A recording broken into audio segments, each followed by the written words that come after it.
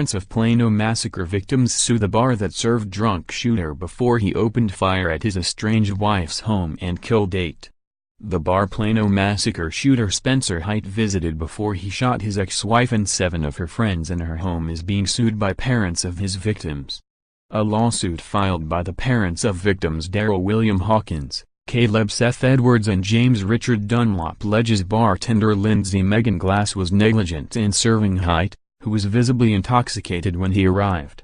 Another bartender, Timothy Brant Banks, is also mentioned in the suit against the local public house, as is owner Jerry Owen, who told his employees not to call police, but only Glass and the bar are named as defendants.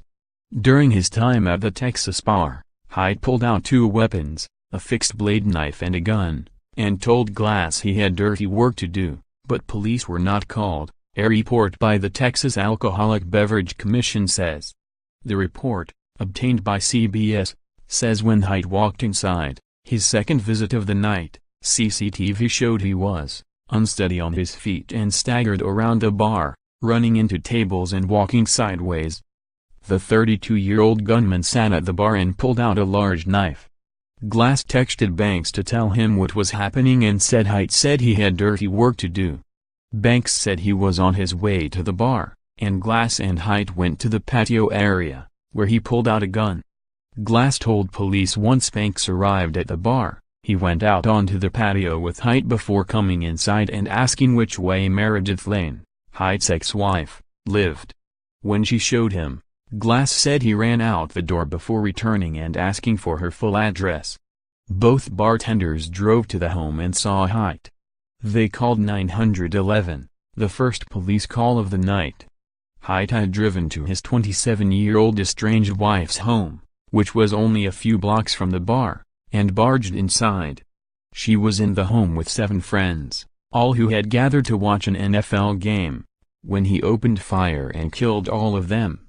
A witness who was in the backyard at the time said she heard Meredith plead for her life, asking Hight, "Did you really have to do this?" Hight was shot dead by a cop shortly after the attack, which unfolded just hours before what would have been his 6th wedding anniversary.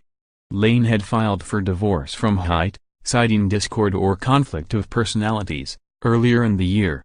Consumed by fury, Hight had turned the gun on some of his own friends, including 31-year-old Ryan Morgan, who was a groomsman at his wedding to Lane. The other victims were Anthony Tony Cross, 33, Olivia Defnor, 24, James Dunlop, 29, Darryl William Hawkins, 22, Maya Bass, 28, and Caleb Edwards, 25. Hight was then shot dead by a police officer who was responding to a report of gunfire in the home.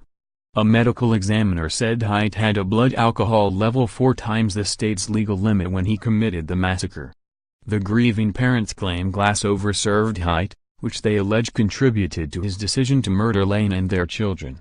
Attorney for the families Brett Stolkup told Dallas News the bar's failure to contact police also contributed. "If somebody had called the police, none of this would have happened," he said.